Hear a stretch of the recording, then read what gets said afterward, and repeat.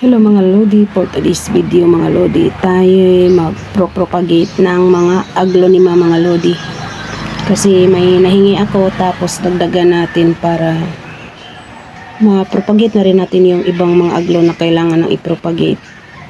Meron yung red aglo at laksap, ano pa nga ba yun, white angel. At saka yung nahingi ko, parang kamukha siya ng white angel, kaya hiningi ko siya ng aking pinsan, sa aking pinsan doon sa Ilaya. Kasi kamukha siya ni white angel pero hindi naman siya katulad ni white angel, kamukha lang. So na tayo mga lods, mag-propagate na naman tayo ng aglonema. Bago yan mga lods, huwag niyong kalimutang mag-subscribe sa aking channel at Ens Life Vlog mga lods. At pakihit na rin ang notification bell para lagi kayong updated kapag meron tayong mga bagong upload na video.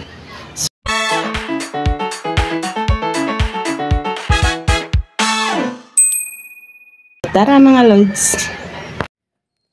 Ayan mga lods, ito yung red aglonema ko mga lodi, kasi parang nakatihaya or parang matutumba, kaya isama na natin siya sa propagation. Ayan, kakat natin siya. Yung pinagkatan natin, merong tutubo tulad nito.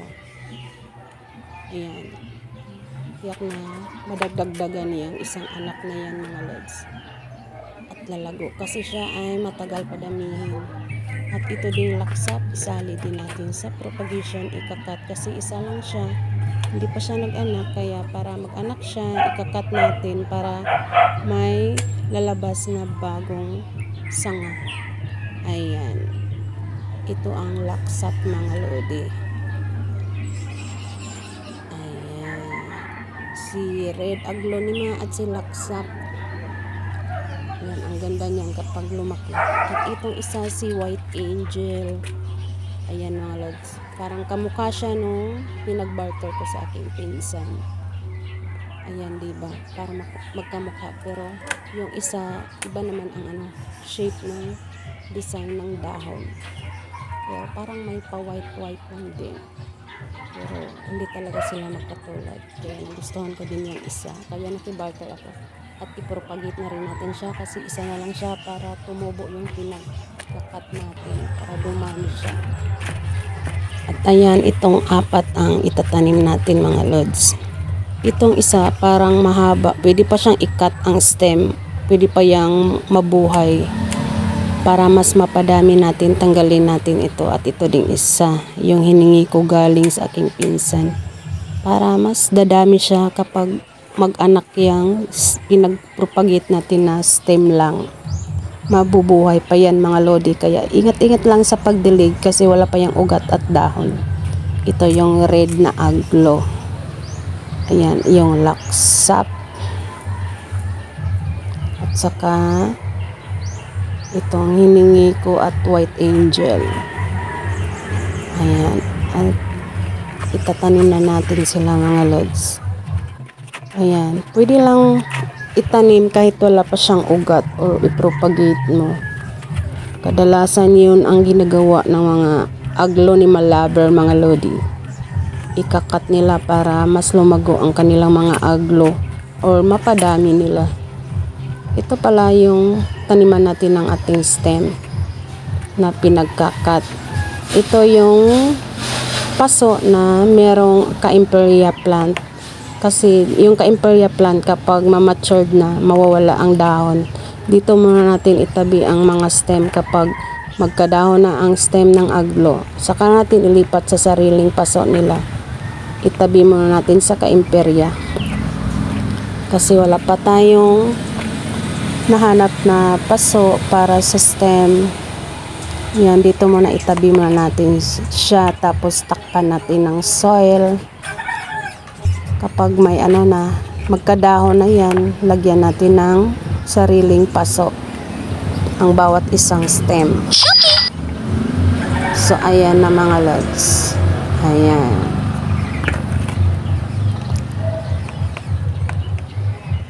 Ayan, ganyan talaga mapapadami mo ang mga aglo mo. Tapos yung mga nakat na naman natin, ang itatanim natin. Ayan, yung soil ko, ordinary soil lang. Kasi yan lang ang available natin. Kaya ayan, tusok. So ayan, mabubuhayan mga lods. Hindi yan mabubulok kapag iwasan yung laging diligan. Saka nyo na didiligan mga lodi kapag nagdry na ang soil ng aglo nyo. Kasi remember, kapag wala pang ugat, hindi pa yan stable, madaling mabubulok ang ilalim niyan kapag laging basa. Kaya antayin nyo magdry ang soil. At huwag nyo ding ibilad yan sa init kasi ayaw ng aglo ng sobrang init or mainit. Ilagay nyo lang siya sa malamig na area or sa ilalim ng punong kahoy, sa gilid ng bahay nyo na walang init. Yan ang gusto nila. Ayaw talaga nila ng init mga lodi. So ayun, hindi ko pala nakuna ng video ang red aglo at ang laksa. Nakalimutan ko palang pindutin ang video or camera. Kaya ayan, ito na yung huli. Ang itatanim natin yung hiningi ko sa pinsan ko, yung kamukha ni White Angel na hindi ko pa alam ang ID mga lods. Ayan mga lods, malapit na tayo matapos. Ito yung huli.